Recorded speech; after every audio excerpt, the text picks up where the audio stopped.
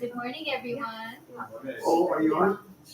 I hope you have found the perfect place, the chair that has your name on it.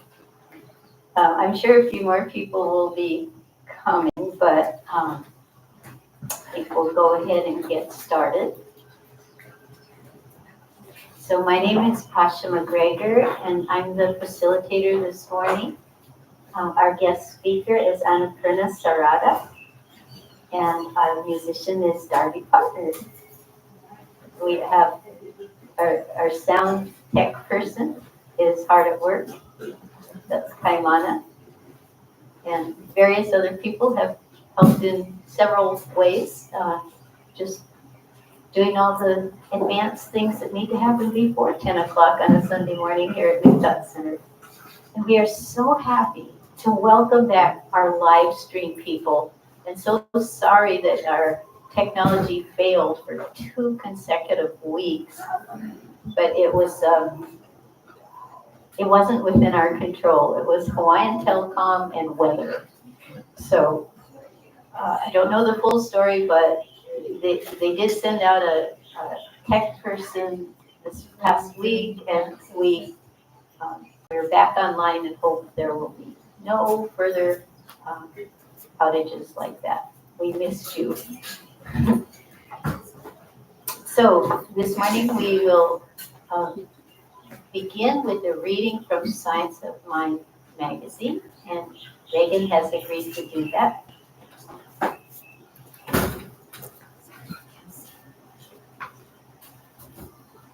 Good morning, everyone. Good morning. My name is Reagan, and I'm your reader this morning. So our reading is titled Law Set in Motion. This is from the Guide for Spiritual Living, Science of Mind magazine. So we start with a quote from Ralph Waldo Emerson that says, "We lie in the lap of immense intelligence, which makes us receivers of its truth and organs of its activity." And now the reading. We do not say, "Let God do it," in the sense that God will bake the biscuits. We say, "Let God do it," only in the sense that God is all there is. Or, "Let the God in me do it." The impulsion of the universe is love, and its propulsion is law. One balances the other. It is inconceivable that it could be otherwise. One is personal, the other is impersonal. And now a quote from something called Seminar Lectures. "It seems to me that we are dealing with something that starts with pure intelligence.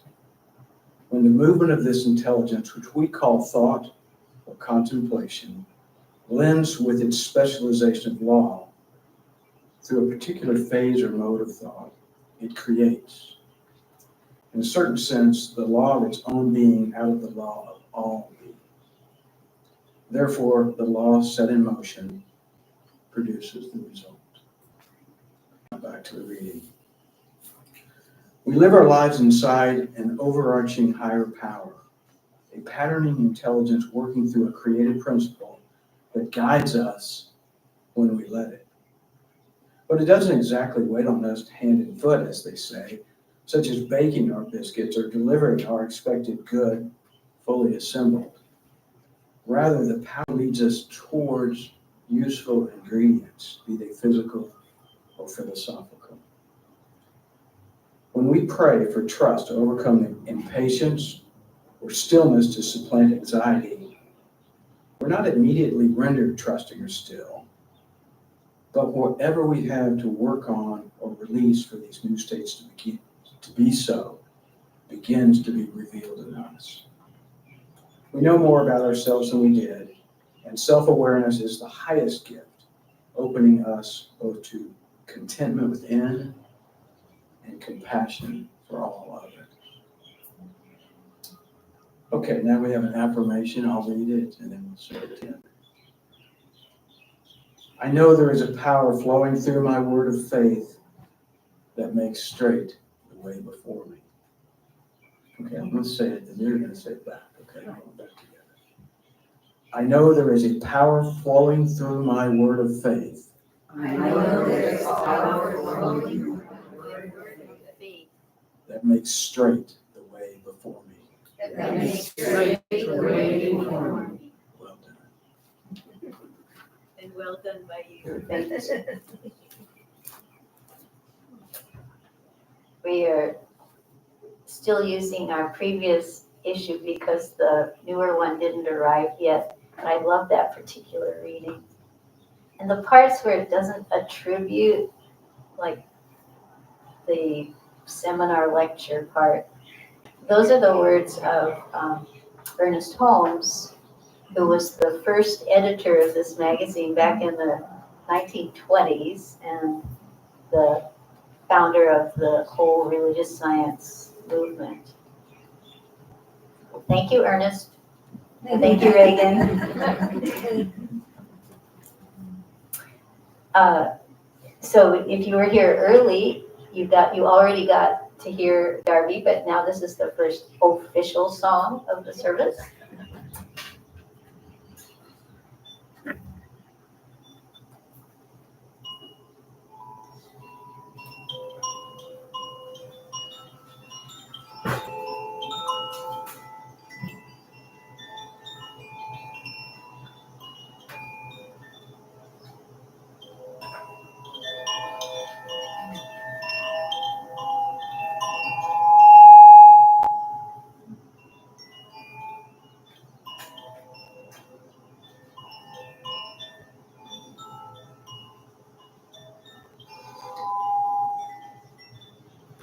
The ocean is the beginning of the earth.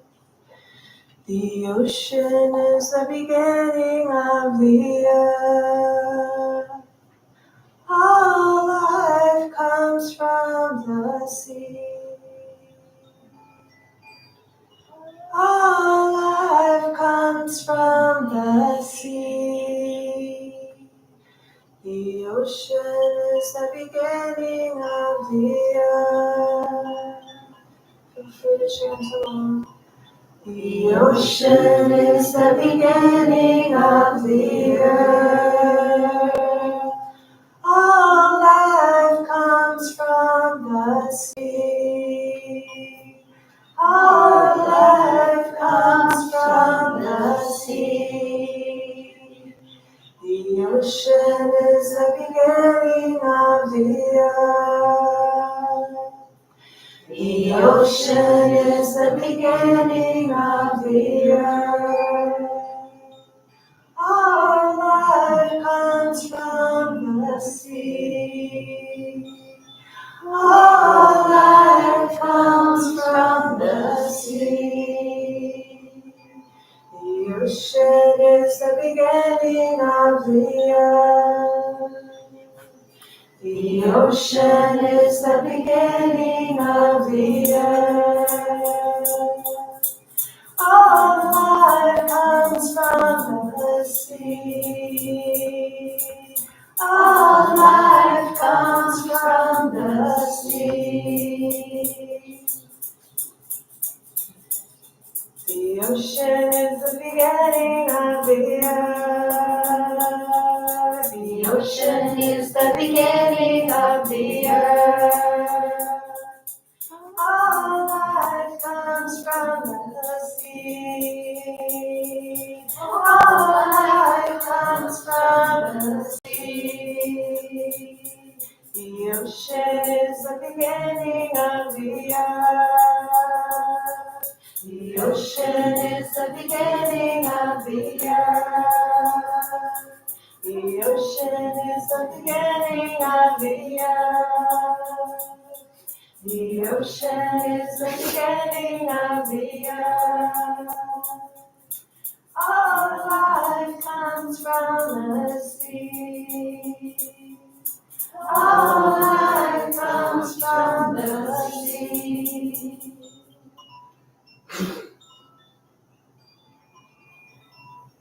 The ocean is the beginning of the earth. The ocean is the beginning of the earth. All life comes from the sea. All life comes from the sea.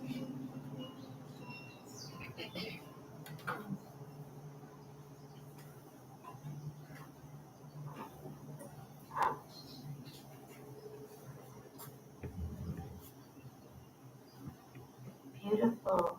Thank Thank you for that reminder.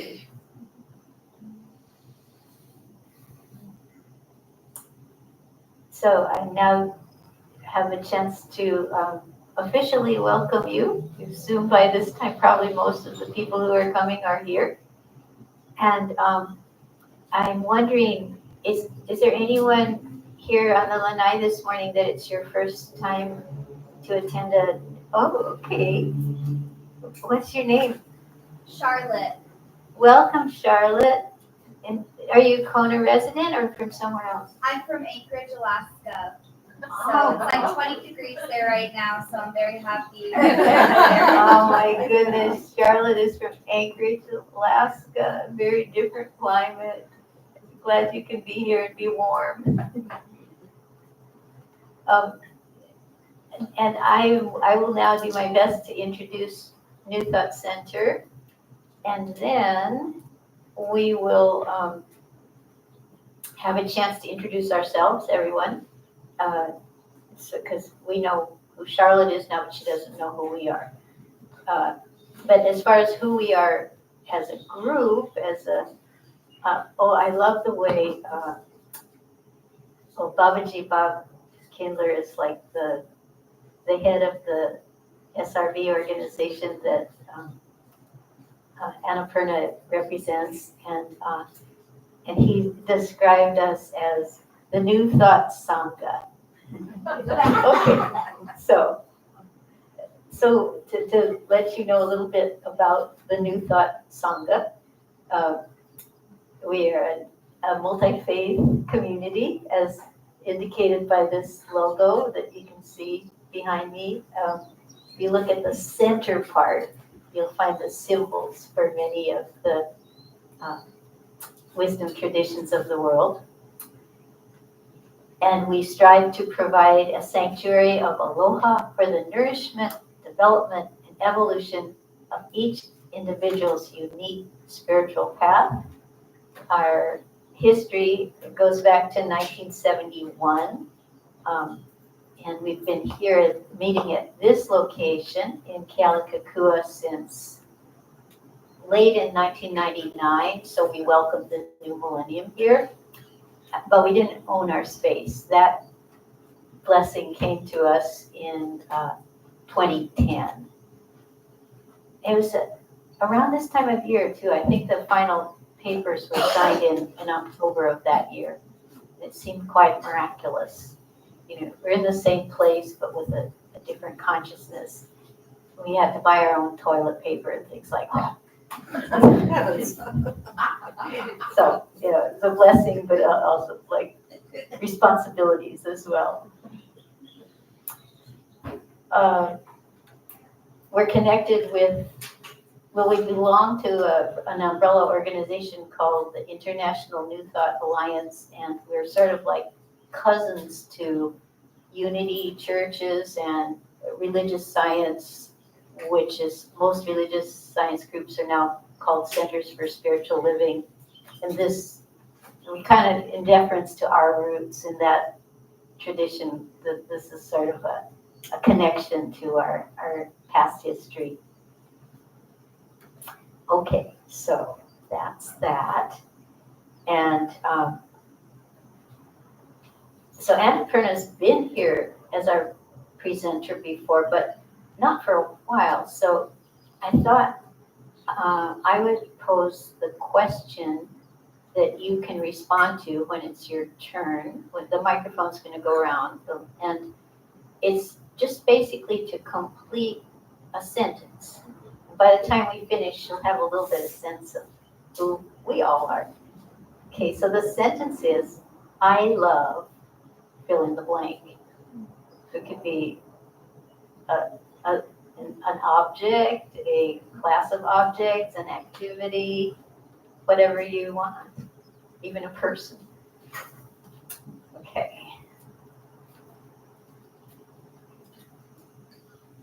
And this is an optional thing.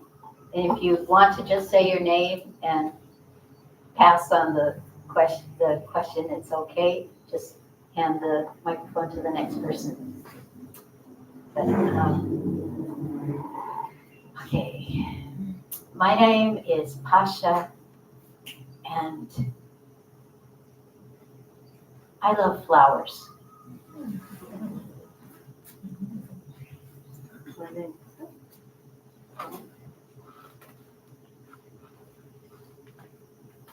Try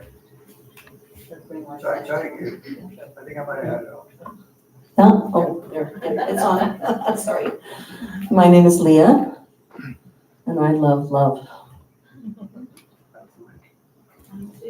I'm Shayla. I love human connection. I'm Stephen, and I love peace.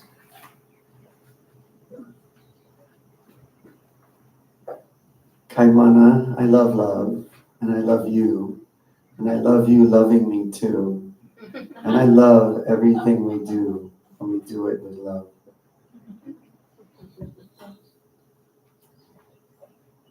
I'm Jan. I love my family. Good morning, my name's Reagan, and I love life.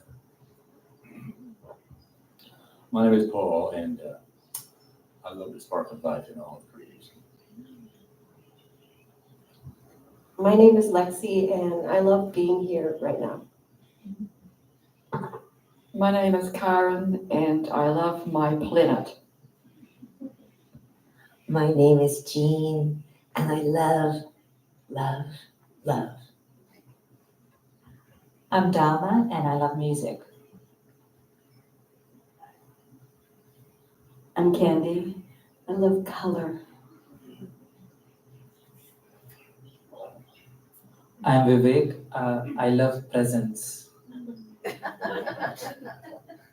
I'm Charlotte, and I love the interconnection we have with everyone here and with the whole world.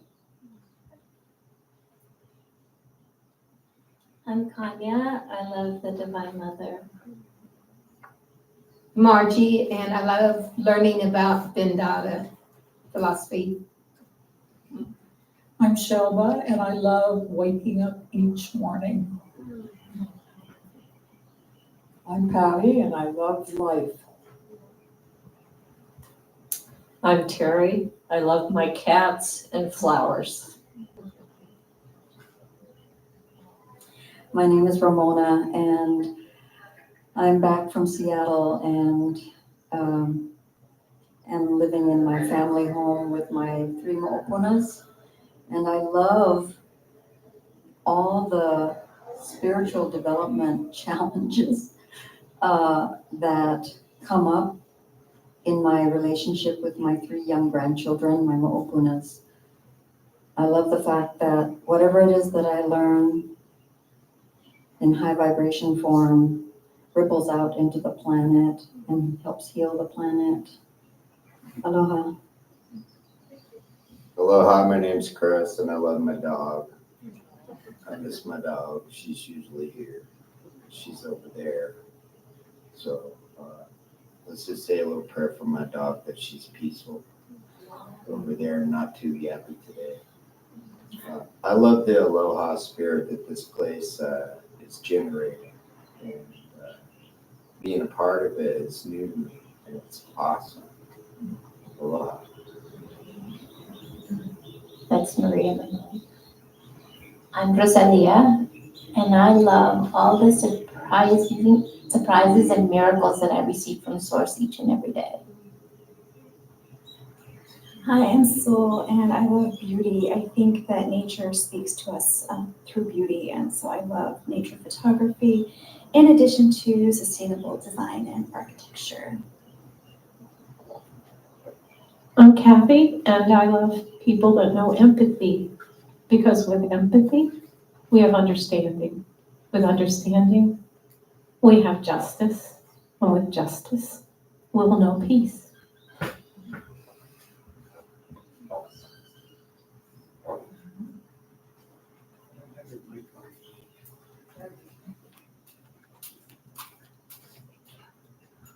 Aloha, I'm Darby, and I love whales.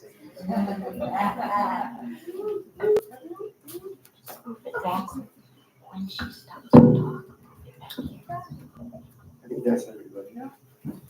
Do you want, I can turn you on. Do you want to Candy? share? Did you get a turn? Oh, yeah, Yeah. color. I remember now.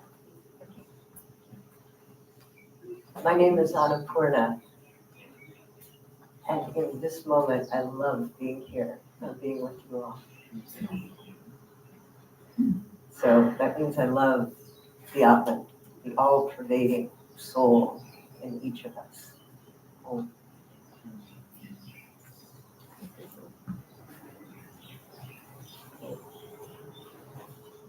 That was fun.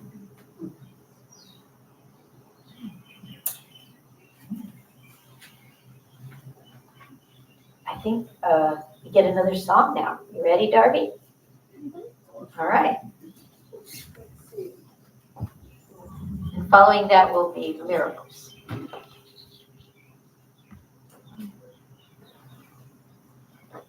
So I love the Divine Mother as well.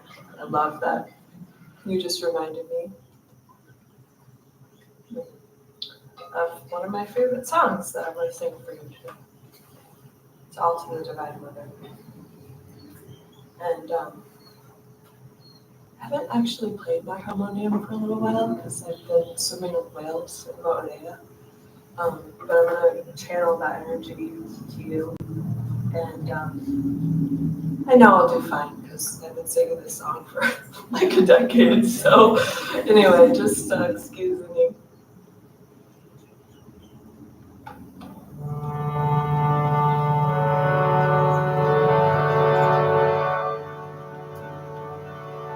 Hey Mahalakshmi, hey Saraswati, hey Mata Kali, Jagadambe Jai Jai Ma, Jagadambe Jai Jai Ma. Hey Mahalakshmi, hey Saraswati, hey Mata Kali, Jagadambe Jai Jai Ma, Jagadambe Jai Jai Ma. Hey Mahalakshmi, hey Saraswati, hey Mata Kali, Jagadambe Jai Jai Ma, Jagadambe Jai Jai Ma. Hey Ma Durga, hey Ma Durga, hey Ma Durga, Jagadambe Jai Jai Ma. Hey Ma Durga, hey Ma Durga, hey Ma Durga, Jagadambe Jai Jai Ma. Feel free to sing along. You can. I will lead the first line, and then you can repeat call and response. Okay. Hey Ma Durga, hey Ma Durga, hey Ma Durga, Jagadambe Jai Jai Ma. Okay, now. Hey Ma Durga, hey Ma Durga, good. Hey Ma Durga, Jagadambe Jai Jai Ma, beautiful. Hey Ma Durga, hey Ma Durga, hey Ma Durga, Jagadambe Jai Jai Ma. Okay, now your turn. Hey Ma Durga,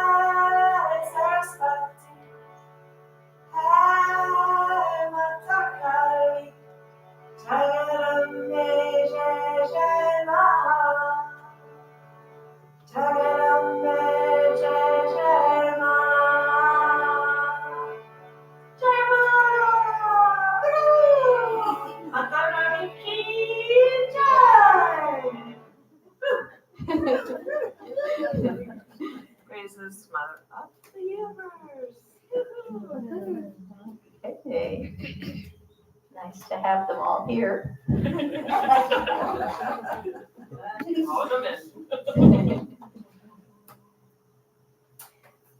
So this is the time when people who feel moved to can share with our community, our Sangha, either miracles or ordinaries, which are just defined in many ways, but here's the my favorite definition. They're special happenings, insights, and we can call them miracles because they remind us of truth. Sometimes they come sort of unexpectedly. They change us. We can also call them ordinary because they happen in the midst of our ordinary daily lives. And hopefully as we progress on our spiritual paths, they happen more frequently. And the lessons are right there to serve us now. So if there's anything in that that touches a chord in you, that you feel like you want to share something, come on up. The microphone is here and it can be adjusted to short and tall people.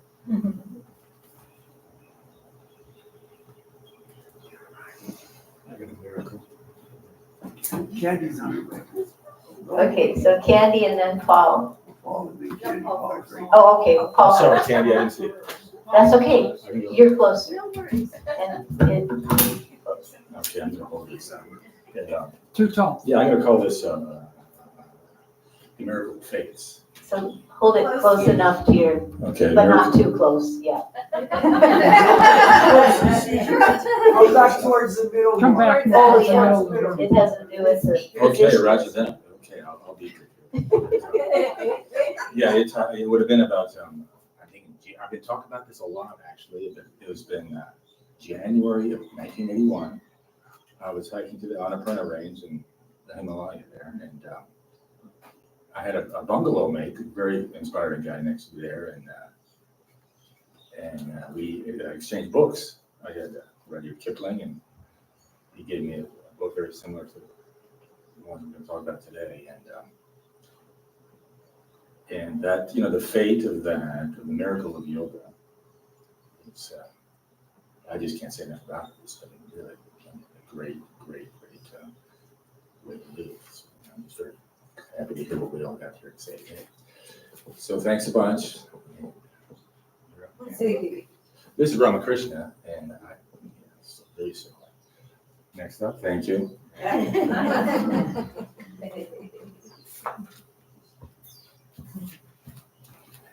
In my humble bumbling around in my consciousness, I've noticed that there's an awareness that's coming to many people, myself included, is that in our barbaric ways to survive, that we are moving past all of that. And there is a way of being that supersedes that place of being in survival, that we are being supportive of each other and bringing to light all the beauty and love that surrounds life. And it's very quiet, but it's very powerful.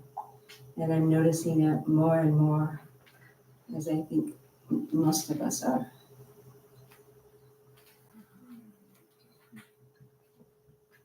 Thank you, Candy. I think we have time for one more before I introduce Okay, the quick, speaker. I'm gonna do 2 shares then.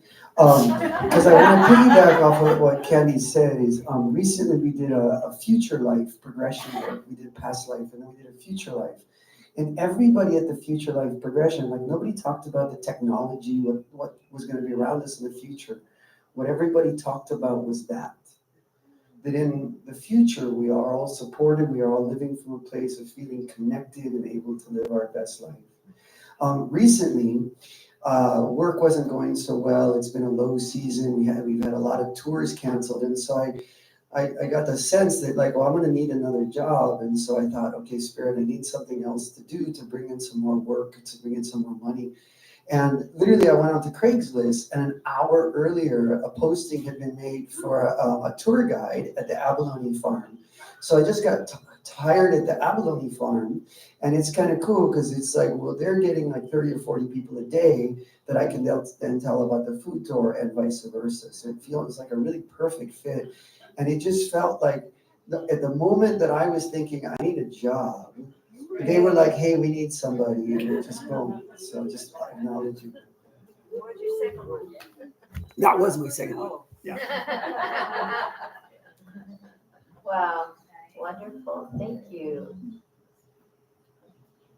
I think there's a connection, right, between all the miracles that were shared. It's like those connect the dot kind of pictures that children do. Thanks for the people that shared, and thanks for the miracles that are in our hearts that haven't been shared verbally, but they're there. And yeah. So by way of introduction,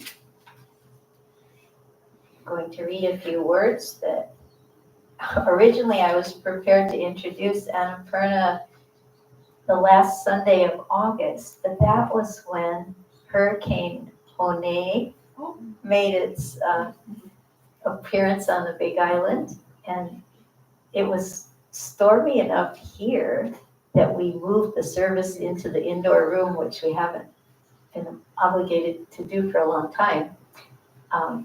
But where Annapurna lives, trees were falling, and people who loved her said, "Don't drive."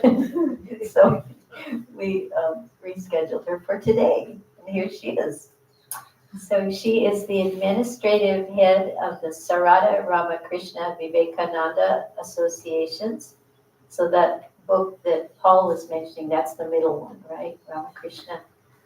And she is the associate editor of the Nectar of Non-Dual Truth, which is SRV's Journal of Universal Religious and Philosophical Teachings, and she's donating one copy to the New Thought Library, and there's another on the table and a place where you can sign up if you actually want to become a subscriber. Is that right? Correct. Yes, okay. It's a beautiful magazine, and also, so it's a journal of universal religious and philosophical teachings. That's how they describe it. And she serves as assistant Dharma teacher for the Sangha up there in Waimea, and she's written curriculum for SRV's children and youth classes. She has also participated in a prison ministry, sharing Vedanta and yoga philosophy with men and women in several of Oregon's prisons. There's the Hawaii branch of this organization. There's also a presence in Oregon.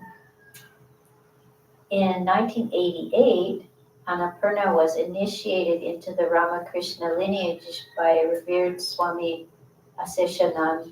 Oh, I don't know if I can pronounce it. You're doing it. Aseshananda.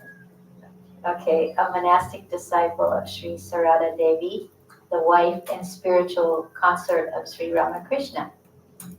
After the Swami's passing, she has continued her studies with his foremost disciple, Babaji Bob Kindler, the spiritual director of SRV Associations.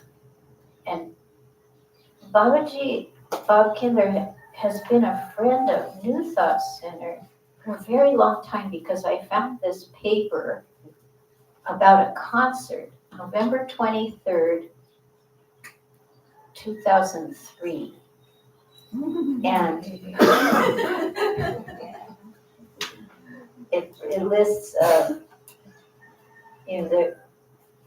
well, I don't want to take away from, I won't read all of them because I don't want to take away from Annapurna's time, but it mentions Don Choquette on crystal bowls. A few of you might remember him. Manuel and Bernice Roberto, harp, flute, etc. And Babaji Bob Kindler cello. So that's like 21 years ago. Yeah. Let's see, anything else? Oh, Annapurna offers a bi-monthly Wednesday afternoon class by Zoom, which we could tune into, right? Yeah, okay. So her topic today is "You are always the seer, never the seen." And Annapurna, I'm gonna relocate so I don't have to keep my head at an angle for the duration of your presentation. But I'll come back when it's about time to wrap up. So we're not doing a meditation? Did we forget that? You did that. You were gonna do that in the beginning and I forgot to give you the opening. So can it be part of your presentation? I think it would be great to settle in before we begin to talk. Excellent. Okay, anyway, please help me welcome Annapurna and she'll take it from here. Thank you, Pasha. Also, Leah, Darby, Kaimana. I said that right. Okay. All right. Well, let's harken back to the reading that we had. That was marvelous, Miss Holmes. And by the way, I come from a religious science tradition, actually. First Catholic, then religious science, then Vedanta. And so in the reading, Ernest Holmes, or no, it was Emerson. Somewhere, maybe I'm going to bring both of them together. But the idea is that there's one reality, one consciousness, one pure intelligence that everything rises from and dissolves back into. So what I want us all to do is to imagine that you are jars in the ocean, hearkening to our song, in the ocean of this pure reality, and there's no lid. It's an open jar. And we're just immersed in that. And as you settle into that feeling, I'm going to recite a Upanishadic chant, a verse from the Upanishads, and then we'll meditate for a couple of minutes, and I'll bring us out with a traditional Vedic chant.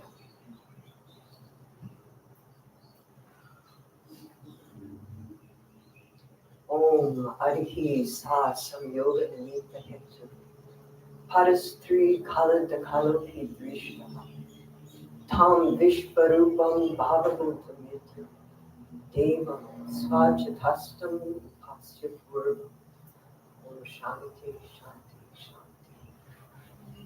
Meditate upon the Lord or the Divine Mother as thine own self, seated in your heart, who appears to you as the entire universe, and who is the ultimate source of all living beings.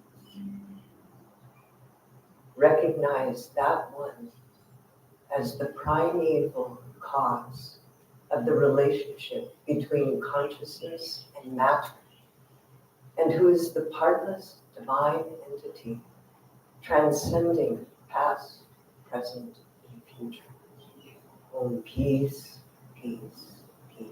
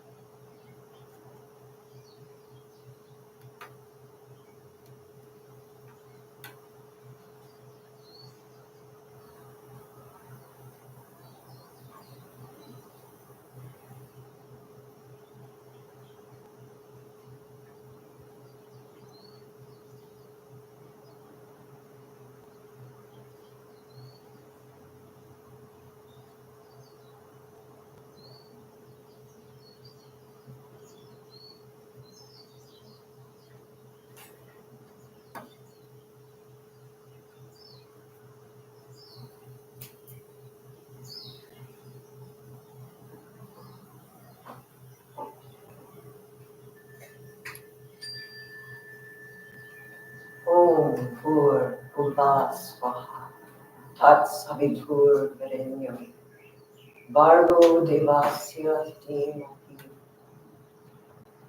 Tano Durga Prachodaya. Om peace, peace, peace. May we always and ever meditate upon that radiant effulgence of the Supreme Being abiding within our hearts and minds. May that one ineffable, indivisible presence guide and protect us and protect the three worlds eternally. And may the Divine Mother, Durga, who brings forth intelligence in all beings, bestow her boon of blessing upon us. Om peace, peace, peace. May peace be unto us. May peace be unto all living beings. Om Hari Om, Hari Om, Hari Om Tat Sat.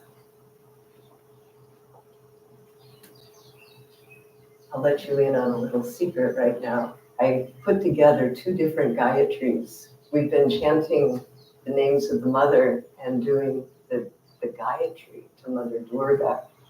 And I put that together with the Gayatri. So the talk today is we are always the seer, never the seen. And it could be that everybody here already recognizes that. But there's pieces to it that underlie our intellectual understanding and give us a boost to direct perception. Now, in the yoga philosophy, direct perception is something extremely special. It's that perception that is so direct that even the mind isn't there for it. In other words, you've transcended the mind. The word in Sanskrit is pratyaksha, so it's a very special realization. And I would say that Sri Ramakrishna described it as something called vijnana. In vijnana, we have something, I just slipped naturally into Sanskrit. Vijnana is very special realization.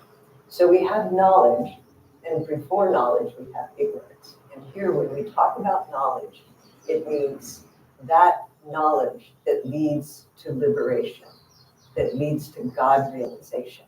If you are a devotee, a bhakta, and not exactly merging with God, but having the vision of God as your ideal, then that's included in this, as well as liberation that is beyond all name and form entirely. So knowledge means that knowledge, that wisdom that will lead us to those ultimate realizations. And so there are those, as Sri Ramakrishna would quaintly put it, who have heard of milk. They're lucky because some have never heard of milk.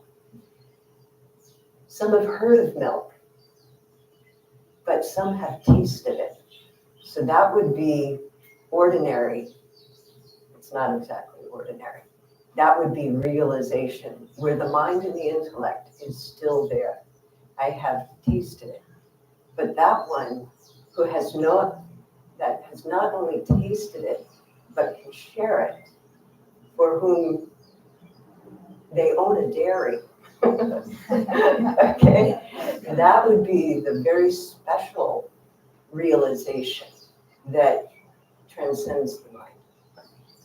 So I was originally going to open this talk with another chant from the Upanishads, and I will just do the English this time. And that will take us into the first concept that I want to present or explore.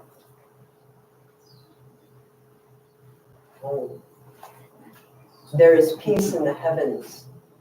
There is peace in the interregions. There is peace in the earth and peace in the waters. There is peace in the plants, animals, birds, fish, creepers, insects, and herbs. There is peace in men, women, and children. There is peace in all the gradations of the celestials. Peace is in peace. And Brahman, the absolute, all-pervading reality, is this peace. May this all-pervading peace permeate us to the very core of our being, permeating us from there in all our conscious and unconscious activities. Om peace, peace, peace. So this peace that's being talked about is an all-pervading peace. Let's give it a capital P, okay? We do not juxtapose it to war, inharmony, discontent, mere happiness. This peace has no opposite. And it's it's identical to the Ananda. Those of you who are a little bit familiar with such words as Sat Chit Ananda, or all the Swamis and Swaminis whose name ends in Ananda. This is not bliss that ever goes away. In the same way, this is peace that is underlying everything.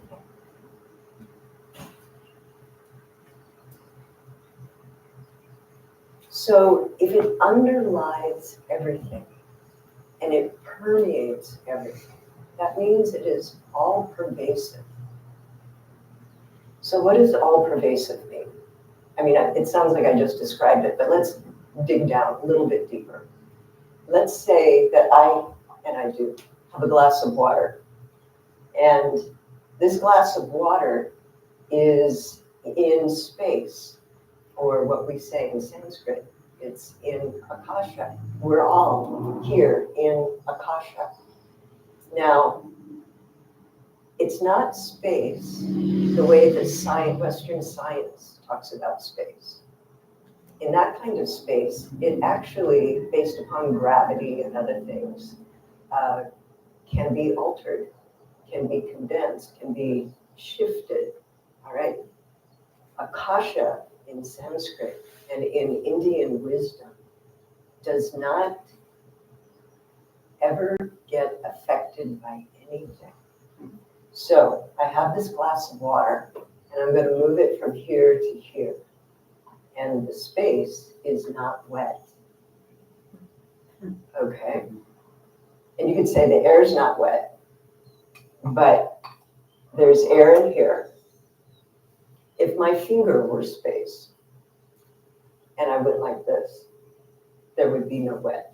Okay, so the idea is that it's unaffected by all the other elements. So in Indian wisdom, space, this Akasha, is used as a metaphor for consciousness. Consciousness pervades everything.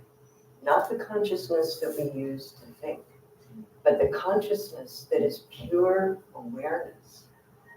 Think about when you take that power nap in the afternoon and you jolt up awake, and for an instant, you don't even have a name. You don't know who you are for an instant. You're just existing. So we have existence, we have awareness, we have this all-pervading bliss, and they are all the very nature of this reality. If it were an attribute, it's something that can be added and taken away, like a Christmas tree. Christmas trees are green, right, before you flock them. They're green, and you can take the green away, but you can take an ornament and stick it on there and take it off. Well, this existence, this awareness or consciousness with a capital C, or this peace, which is identical with bliss, is the green of the tree of this overarching, all-pervasive reality. So then here's the first Vedantic koan, if you read the description of my talk. Can there be two infinites?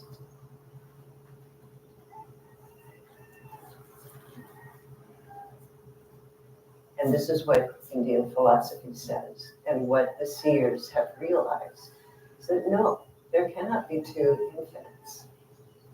Because if you had two infinites, they would limit each other.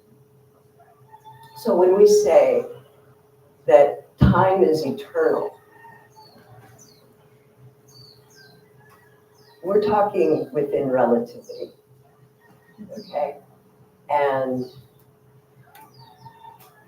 because there's a state that is above, just like I chanted before the meditation, there is a state that transcends time, right? Time begins with the mind. And if you've transcended mind, there's no time. So let me give you another chant that I'll give it to you in English. Without the sun, no terrestrial actions are possible.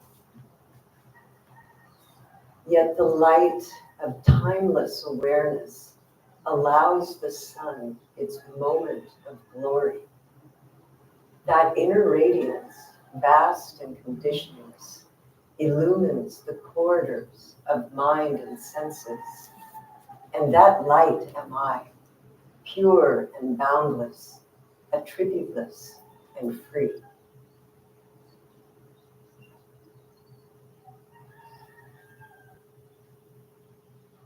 So the next step in this is that we all talk about the soul.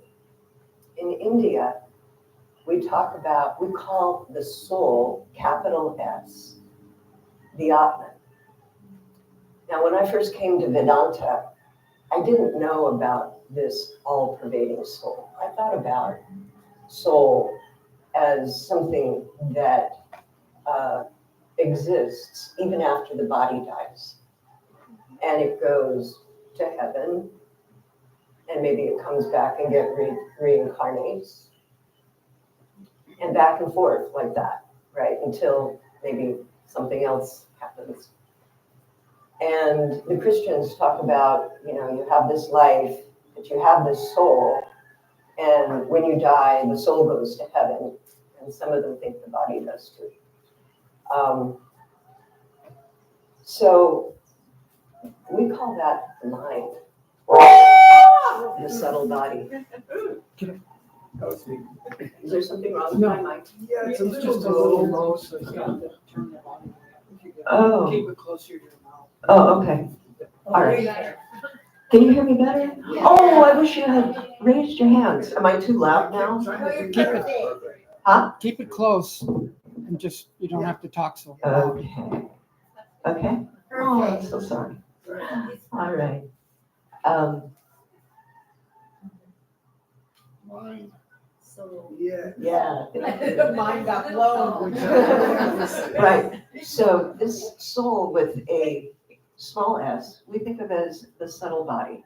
And it's made up of the prana, and that's both the physical prana and the psychic prana that moves our thoughts. Did you know that there were two different kinds of prana, two different levels? And mind, ego, intellect, and the stuff of the mind, all the memories and actions, etc. So that's the soul, according to Vedanta, according to Indian wisdom, actually. And that transmigrates. But if something moves, isn't there something observing it to know that it moves? Right? So there has to be a seer of all that movement. And that's the Atman. So the Atman is the soul, capital S, also called the self. It actually means, in Indian philosophy, it means self, but capital S. And it is the witness of all phenomena. So then there's Brahman, and it's all that too. It's the all-pervasive awareness, existence, consciousness, and bliss absolute. What is the difference, or why is it that in India they've got these two different words for the exact same thing? Well, we call it Atman when it's associating with the body, the energy, the mind, the intellect, and the ego, okay? And so this is what, okay, I hope everybody just got that. That Brahman, that ultimate reality, is called the Atman from the standpoint of being embodied. Everyone's got the same Atman, the same soul. Isn't that nice? All of those who said, I love that connection between everyone, or I love love. All of you were saying things like that. Why do we feel that? It's because we've got that one all-pervading, blissful awareness permeating all of us. Now the thing is, why don't we remember this? Okay, we want to remember this. And so the rest of this talk is really about tools that will help us remember. So when about 15, 17 years ago, at our Portland Oregon ashram, I had about 4 or 5 11 to 12-year-old girls with me. And we were up in the shrine room having our own class. Babaji was downstairs in the classroom. He was teaching their parents and others. And I wanted to introduce this idea, the all-pervasive seer, the ultimate witness, because when we tune into that, suffering goes away, misery goes away. There may be pain, there's always going to be pain as long as we've got bodies. That's the way it is. But that mental component of suffering does not need to be there. And the witness, especially the ultimate witness, leads us up and out of that. So I wanted to express this to them. And drawing from Swami Vivekananda, after the talk, I'll put this down and those who want to come up and look at it. Drawing from his example, I sat with the girls and there wasn't like any props around. And so I held up my hand and I said to them, what do you need to know before you can see my hand? It was handy. And they all looked at me like, what does she want? And they thought about it, and then they tried to get clues from me, and I just kept saying, no, there's something. What is it you need to know before you can see my hand? And so they started offering things like that I'm in this room, or that I'm alive, or that, and they were actually getting closer, right? So finally, as I looked at them, and this is going on for like 5-10 minutes, they're struggling with this. And this one girl, just her eyes got huge. And she said, I exist. And I said, that's right. You are self-aware. Didn't that come up in the reading? That we are self-aware. And so this self, we see everything, the chair, the beings, the human beings here, the ocean, everything, my hand, the microphone. We see everything in and through this perception of the self, this I am. So this word I, let's not think in terms of ego, especially the unripe ego that gets attached in a verse and all this stuff that's a real rascal, as Ramakrishna would put it. This I is a very precious thing. And we waste this I consciousness thinking that I am a body, I am an emotion, I am a thought about objects. It's a waste, because this I is our freedom. This I is our peace, our very existence, and the ultimate witness and seer of everything. So that's one way. That's one tool to, just remember this. How do I see anything? I see it in and through my self-awareness. And then what are the layers? Okay, because in our daily life, we are doing things and we have a sense of agency. we're attributing our actions to what the body and our energy and our mind and our will are dictating, or maybe we're just acting and reacting unconsciously. And that's not a good thing because that creates karma. And I assume everybody here accepts the idea of karma, right? You know, you make an action, a willful action, and there's going to be something coming back from that, good, bad, or in between. So what we want to be able to do is to intuit this Atman in and through every modification of the mind, because it's the mind that's throwing up these modifications. I'm not sure if it's taught in science of mind. I believe I remember learning this as a child, and it's absolutely yogic and Vedantic that the mind creates the body. When does it create the body? Before you come in, before you take embodiment in this life. And we want to be conscious of all of our actions so that we can withdraw that low ego part that says, I am doing this, this is my action. I am learning this, this is my knowledge. Don't I look wonderful? You know, all these things. We want to step back from that because that's putting the I into a state of limitation. It's saying that the I is the body. So here's then the next practice is that we want to become aware of these different levels of our being. The body, the energy, okay, prana, chi, whatever you resonate with, these are universal teachings. The thoughts of the mind, the impressions of the mind, the ego, and the intellect. So what's the difference between the mind and the intellect? If that hasn't ever been drawn out for you, the mind, in the way in India looks at it, is the mind receives the impressions of the objects in front of us. And it also receives the impressions of the experiences that we're constantly having in the body. The mind receives all that and then passes it on to the intellect, through the ego probably. And the intellect makes a decision about all of that. So we want to be aware of all those different functions of the mind. And then remember that there is a seer.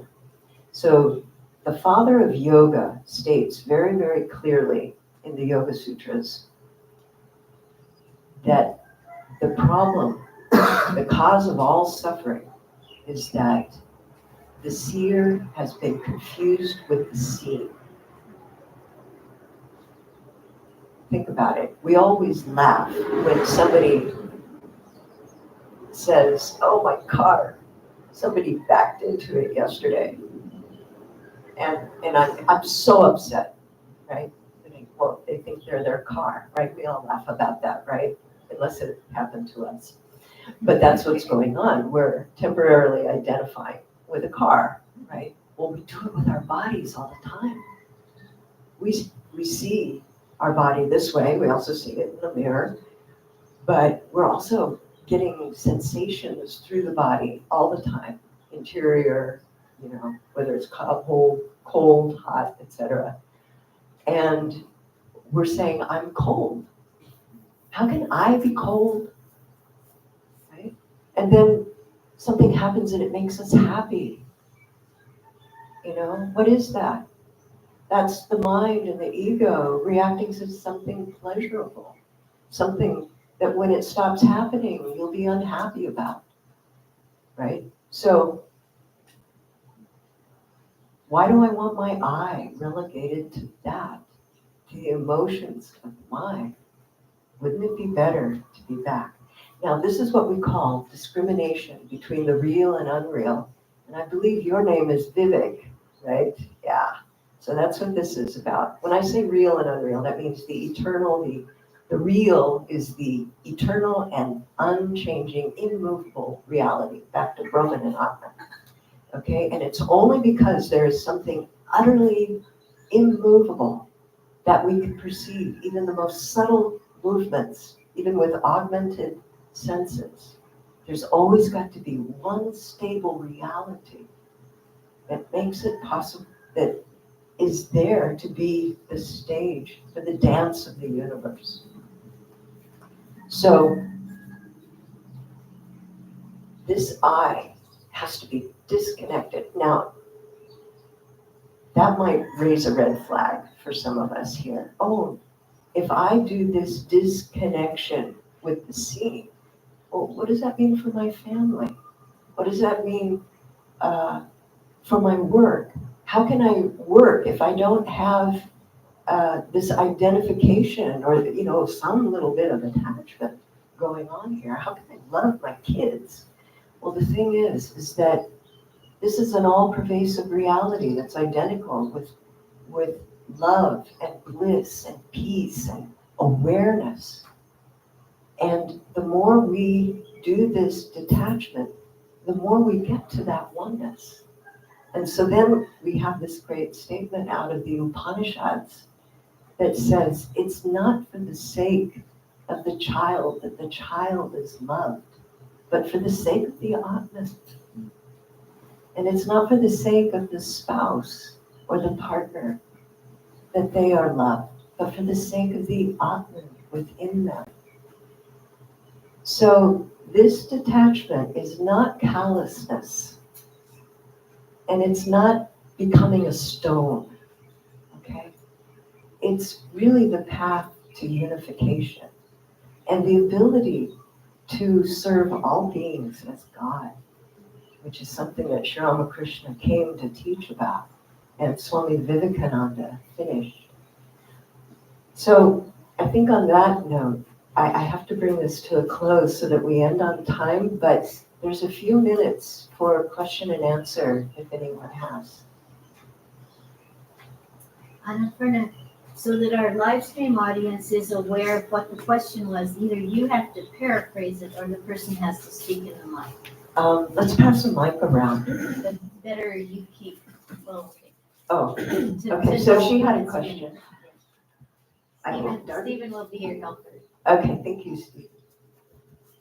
Can you give just some simple, I know there's not a lot of time, so just some simple exercises to just reminders of how to do what you're suggesting? Yes, and it's going to sound like I'm repeating myself, okay? And I apologize for that. But the thing is every time you make an I statement, and I remember learning this in religious science Sunday school, every time we say I, we have to reflect it back to the Atman, to the self. Okay, and stage one of that is remembering. I just made an I statement. I said, I'm going to the store. Oh, come on. The Atman is all pervading. What I'm referring to, the I that I'm using, the little I that I'm using, is the body, the mind, and the energy is going to the store. Or, I love ice cream. Then think, well, the Atman doesn't need ice cream. It's blissfulness itself. It doesn't need some external similarity to bliss. So the little I that I'm using, again, is the body, the ego, the tongue, the sense of taste. Those are the little I's that I'm using. Does that make sense? Yeah. So the first part is just remembering and then identifying which body, which layer of the body have I assigned that I to. And remember that there's an I back watching that whole process. She has a question. So we're practicing my body likes ice cream.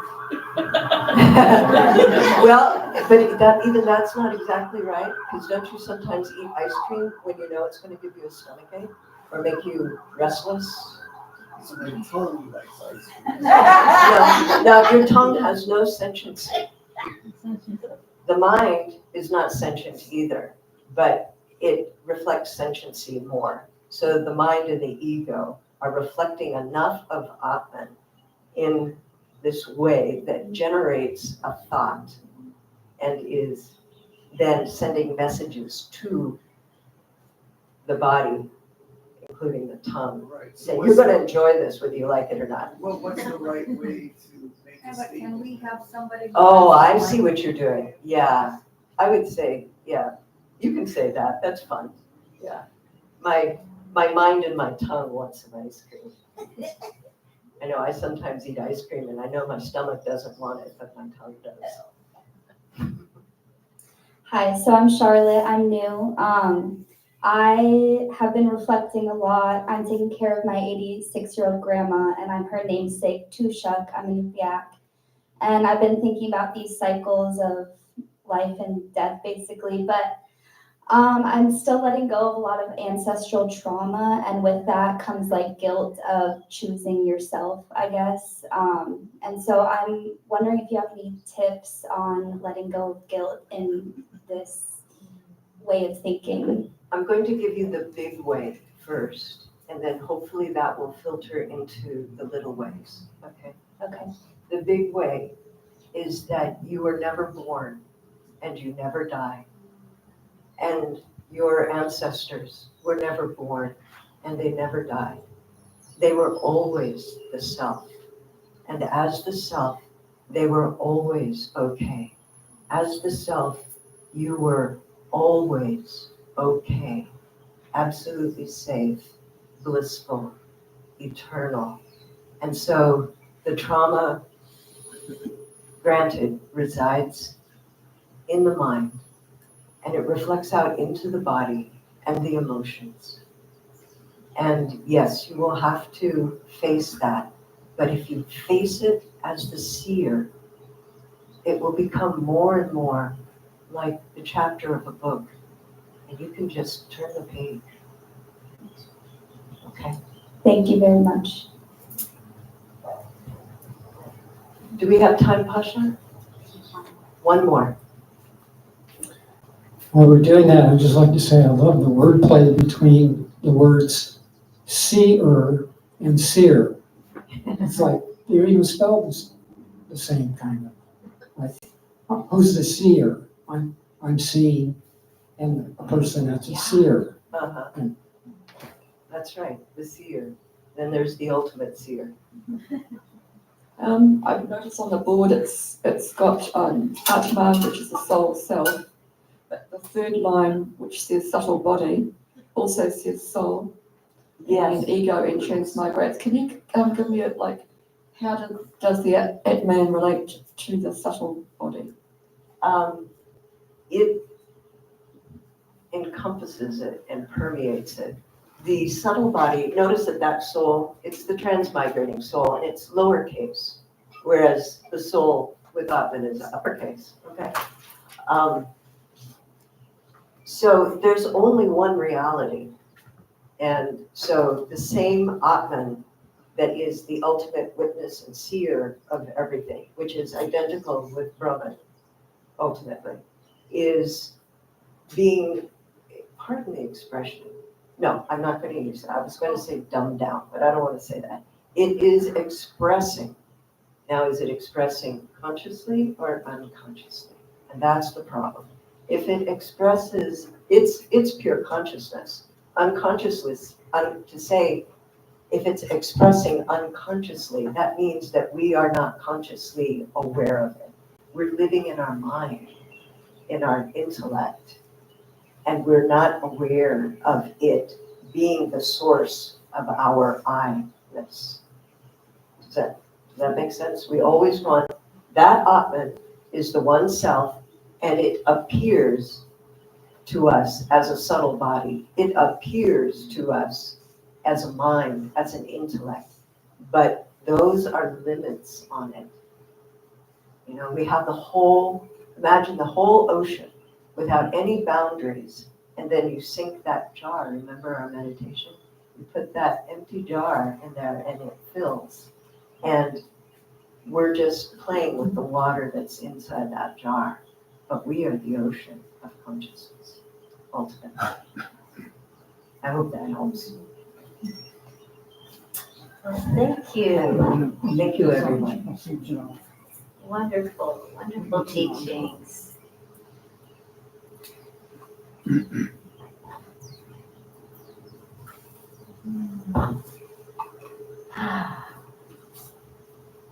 So we're going to move now to the offering part of our program where we pass around this coal bowl.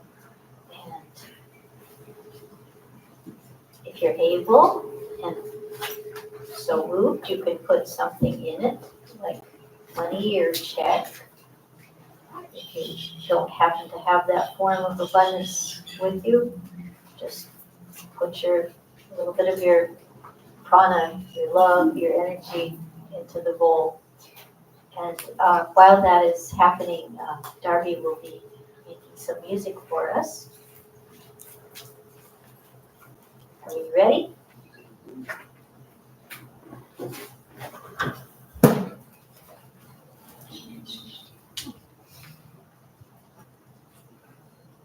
So, blessings in advance on the givers.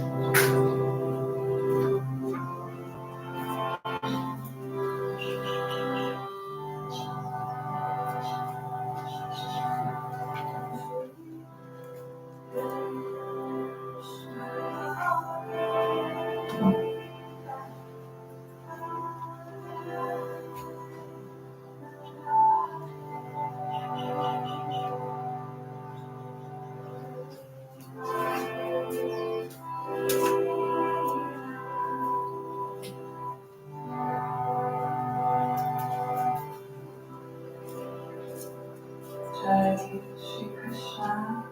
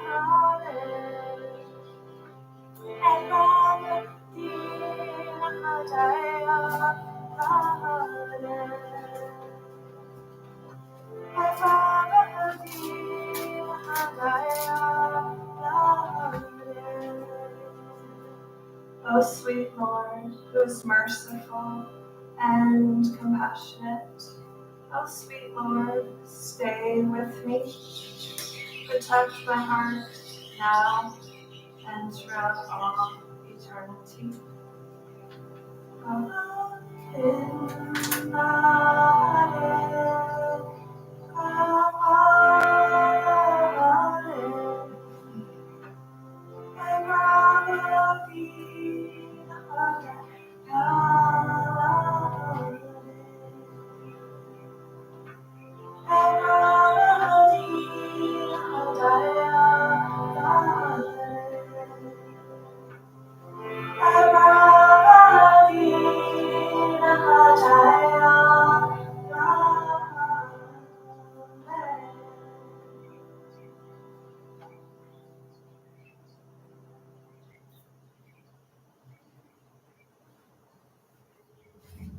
Thank you, Darby. That was lovely. And thanks to all of you who contributed to the support of New Thought Center. This was a good, I think this Sunday was a good example of using our resources wisely. And we will continue to try to do that so that what you put into the bowl also produces blessings for yourselves and for other people going forward. So I'm going to invite you to go first with your announcements, Annapurna, whatever you do that we can partake of. Certainly. On the table, we have a brochure, and it's got some QR codes, but it's got phone numbers, email, etc. Today at 2:30, our teacher, and I want to recognize Kanya Kali here, our teacher, Babaji Bab Kindler, is giving a class on the Atma Upanishad, and you're all welcome. If you don't want to drive all the way out to Waimea, then you can join us on Zoom or live stream, and the QR code will, take you to that, where you can just ask me how to navigate all that. And we have a seminar, online seminar, coming up in December with Babaji that will be on the foundations of yoga and Vedanta, called the Tattva Samasa Sutras. That makes it sound like it's going to be all Sanskrit. No, it won't be all Sanskrit. But it'll be wonderful. It's 3 half days in a row after Christmas. And let's see what else. Every other Wednesday I give the class, but on alternating Wednesdays, another Dharma teacher in our Sangha gives a class on the Bhagavad Gita. Okay, that's it. And if somebody was not familiar with the philosophical aspects of yoga or Vedanta, and they just wanted one book to kind of get them started on a deeper understanding of these teachings, what one book would you recommend? Oh, wow, that's hard. I'm going back and forth between the Gospel of Sri Ramakrishna and a selection of the complete works of Swami Vivekananda called Vedanta, Voice of Freedom. Let's say that, Vedanta, Voice of Freedom. Vedanta, Voice of Freedom. Oh man, you're so responsive. Well, I meant that rhetorically. It's I think that kind of goes with the spirit of New Thought, just sort of wanting to not be constricted by limiting belief systems. Yes, Voice of Freedom, yeah. Thank you. Maybe we'll get that for our library if we don't have it already. That's a great idea. Okay. All right. Well, now for New Thought announcements. So because of the class that Annapurna just mentioned and that she needs to be there in person, she will not be able to join us for lunch today. But she'll be around for a few minutes to talk with you, and she'll probably go over there at that far end of the table because that's where the QR codes and whatnot are. And so if you have further questions or she'll be able to be here for fellowship for a little while, but not go to lunch.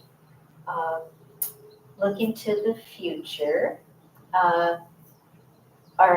the next 3 Sundays are, I'll tell you who the speaker and the musician is, and that's 10 o'clock Sunday, either in person or by live stream. And after the live stream, the video is automatically created.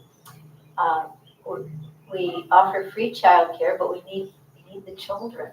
We have a nice teenager ready to be the childcare provider. We've been asking for parents or grandparents to make a reservation by Friday so that she knows to come, that her services will be needed. But we've had a dearth of children recently. So if you know any or you're related to any, please encourage them to come. So the next Sunday, we'll be welcoming Tracy Spring. She's first time presenting at New Thought Center. She'll be doing both program and music. The title is Songs of Hope and Humanity. She comes from the Pacific Northwest, and we're happy that she included us in her itinerary. The following Sunday, the 1st of December, Kumu Keala Ching will be our presenter. Once again, both program and music. His topic is Pilina, which translates as connections. The 8th of December, we won't be having a guest speaker. That's our day to decorate for the holidays, to decorate our Christmas tree, which will be green, but we'll add our ornaments with attributes. And also deck the lanai, not the halls, but the lanai with something, our equivalent of holly. And the people who come for that will be treated to lunch afterwards in exchange for their loving labor. Usually we just use recorded music, but Jean-Pierre Thomas really wanted to share Christmas music. He and his harpist friend Mo are going to be doing music for First Friday in Holualoa, so they already will have their repertoire. So I believe there will be live music that day when we are doing our holiday decorating, Jean-Pierre and Mo. Weekly class, we have Jinan Wang, who does Tai Chi and Qigong right here on the lanai on Mondays from 4:30 to 5:30. It's a $15 fee. Monthly events, we have 3 of them. The end of the month potluck, which will happen next week, the 24th of November. So it's getting to a time of the year to get inspired with food, creating food, eating food, decorating, arranging it nicely. So hopefully you can enjoy putting some creative energy into that form, because there's the potluck next week, but then there's also even a few other food related things coming up fairly soon. I'll get to those in a minute. The second monthly event is the produce giveaway, which theoretically it happens the first Sunday of the month, but sometimes the trees don't know that. So any Sunday there might be some produce, and I see some right now. I believe it's chayote, bananas. So check it out. It's near the tea cart. See if any of it is something you can use. And thank you. I think it was Shayna and Stephen definitely brought things. I don't know if anyone else added to it. The other third of the monthly events is the Crystal Bowl meditation, which generally happens the second Sunday of the month. And that's before the main service from 9 to 9:30 in the Hadua room, the indoor room. So if you can't stay for the main service, you can just come for that, before your beach trip or brunch or whatever else you're planning to do that day. Or you can come for that first and then stay for the main service.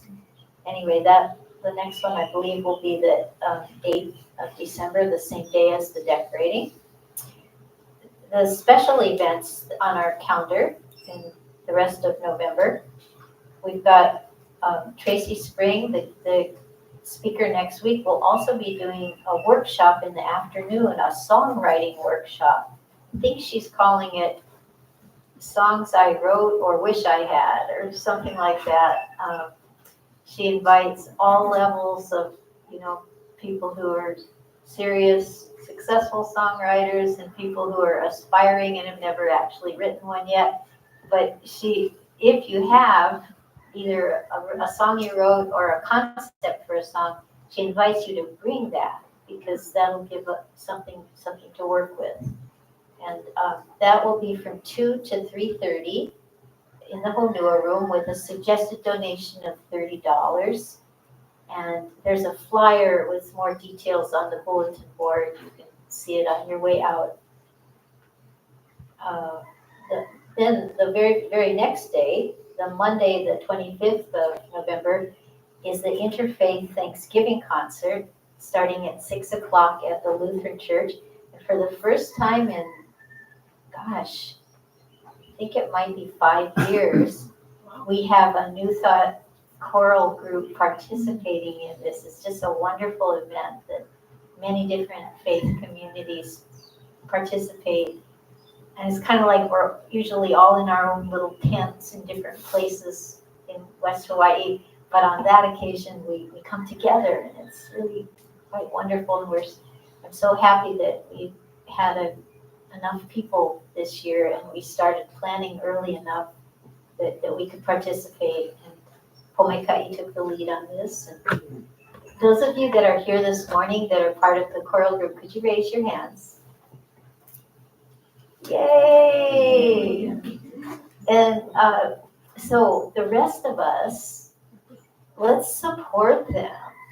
The ways you can do that are, first of all, attend. It's a free event, but you're encouraged to bring canned food for the food bank. You can also make a contribution to the food bank so that everybody in the wider community of Kona will feel abundance on Thanksgiving. You can also, when someone does have a musical group participating, the organizers ask that that particular church or faith group bring pupus for the refreshment table. The service itself is from about 6 to 8. By the time it's finished, you're hungry. So there's this big assortment of pupus and snacks, and that's where they come from the groups that are participating, like us. So since these people who raised their hands are already devoting time to preparing their music, I think it'll be great if the rest of us can bring. It's primarily finger foods that's wanted, not like major dishes. There's not an easy way to heat things, but there's a bunch of sign-up sheets on that table. And the ones that relate to Thanksgiving, head for the turkey. Because there's both that interfaith concert and the next event, which I'll tell you about now. On Thursday, the 28th, which is actual Thanksgiving Day, you are all invited to a Thanksgiving potluck here at New Thought.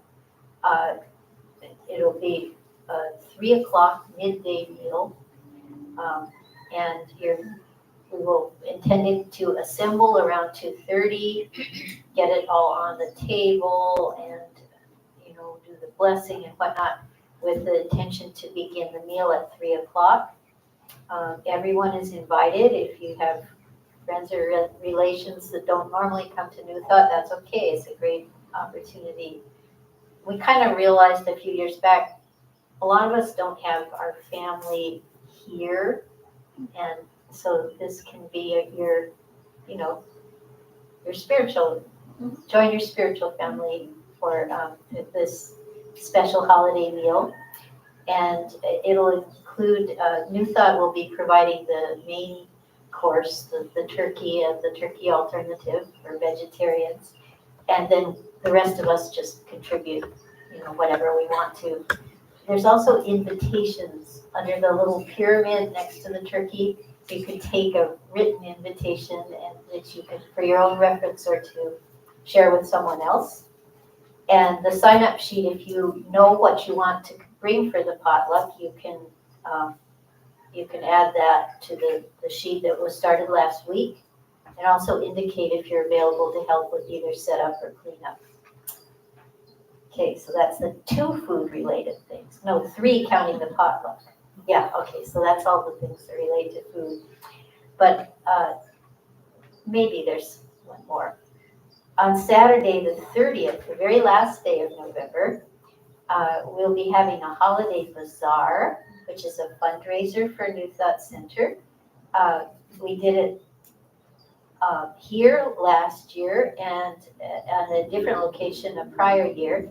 And Ramona Owen is the event chair, and she's really good at this. She's developed the skills and the resources to do this kind of event very well, but we do need volunteers. A few volunteers are needed the day before to sort of do the preliminary arrangement of the lanai, and then others on the actual day of the event. And there's a sign-up sheet for that, but since that relates more to Christmas, head for the little glass Christmas tree if that's the one you want to sign up for. And Ramona is here. It's her first week back from Seattle. Raise your hand in case someone doesn't know you. So she can answer any questions you might have about that. Finally, 2 invitations. One is the invitation to submit a prayer request to the New Thought Prayer Ministry. The wooden box with a honu decoration on the top, that's where you put your prayer request. The paper forms that you can fill out are under the little pyramid next to it. And it's also possible to submit a prayer request via the New Thought email if you aren't quite ready to do it yet. But what happens after they're contributed one way or another, Pomaika'i, who is the administrator at this time for the prayer ministry, sends an email to the, 10 or 12 people who are currently part of the ministry. And in the privacy of their own homes, each of those prayer ministers puts energy into your prayer for 1 week, every day. So it's basically just amplifying your prayers, so it will hopefully manifest a little quicker. Happy to do that. And the teacher that helped us start this prayer ministry about a year ago is assuming that there are interested people. She's willing to train a new cohort starting in January. We don't have a sign-up sheet for that yet because hoping she'll put it into her own words and submit it to our newsletter. But it'll be 2 times in person and 2 times by Zoom, I think, 4 sessions altogether that you would be committing for if you decide to do that. So stay tuned. There'll be more information coming about that. The second invitation for right now is to check out our lending library. You'll pass it on your way out. There's the bulletin board, and then the next door you come to, go in that door and you can see what books are available and CDs, and it's a on your honor sign out system. And there's no fines, and you can keep it as long as you want. But if somebody else is begging for a certain book, we'll have your phone number to ask you, are you finished yet? Okay, and the best way to keep track of what's happening at New Thought is to get yourself on the mailing list. You can do that by signing your name in the guest book and writing your email address legibly, or you can just go to the website and sign up directly through the website.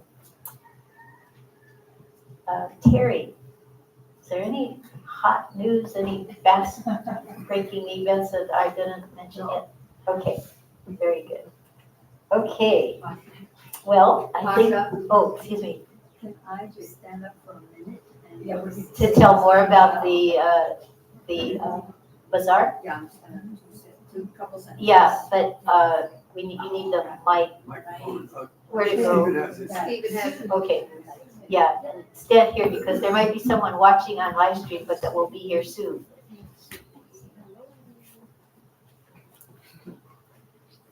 Aloha, everybody. So this will be the second year that I'm in charge of the Holiday Bazaar. And I had a jewelry and collectibles business up in Seattle for about 12 years. And I decided to donate what was left from it, which was quite a lot, to this effort, to raise money for New Thought Center of Hawaii. What's different about this year's Holiday Bazaar is that we have had a lot more help from one of our board members in terms of advertising. So we really will need volunteers. And so I hope, you'll consider signing up or maybe even suggesting to somebody that they could sign up to help. And we have now advertised not only in our newsletter, but at, West Hawaii Today and Big Island Now. And Kai. We're advertising also on Facebook. Oh, I haven't said anything yet. Oh, okay. Should we? Yeah. Well, you would grab it from the newsletter and just go ahead, and do it, ASAP, that would be super. But you're also leading a couple of other social media. Yeah, I never got the handoff from, on the others. From Sally? I'm just doing Facebook right now. Oh, but from Sally? Yeah. Okay. I never got the handoff from Sally. Okay, well, I can talk to her and give her a nudge, because I've been, dealing with her in person recently because of the hostel. Yes, Candy? So it will be on the 30th of November. That's the actual Saturday that we have, the bazaar, and it'll be from 10 to 3. And then the day before, if you can come help to, just organize the chairs and the tables too. But the actual day of is really enjoyable, really fun. And I'm hoping there'll be a lot more people from the local community this time. Aloha, thank you.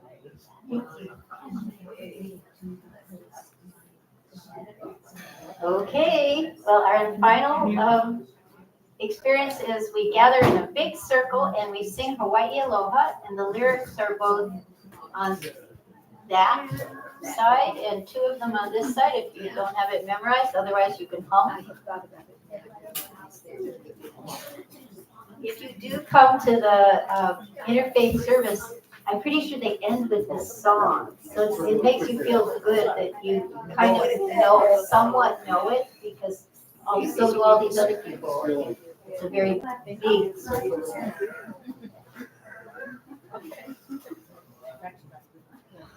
And if you want to know what the lyrics mean, they're posted on the bulletin. Sorry. You want to join in over there? Darby, are you?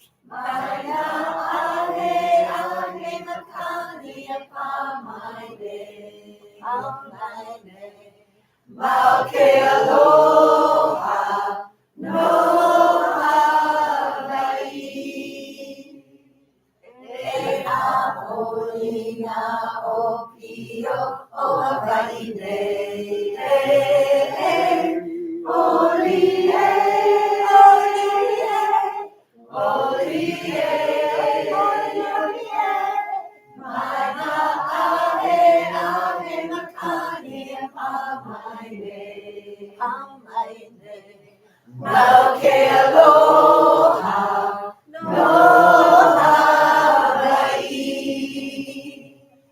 Mauke aloha, aloha mai.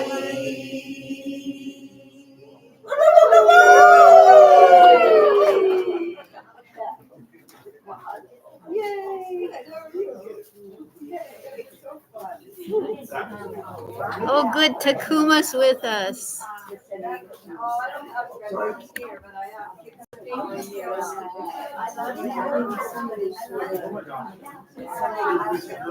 Yes.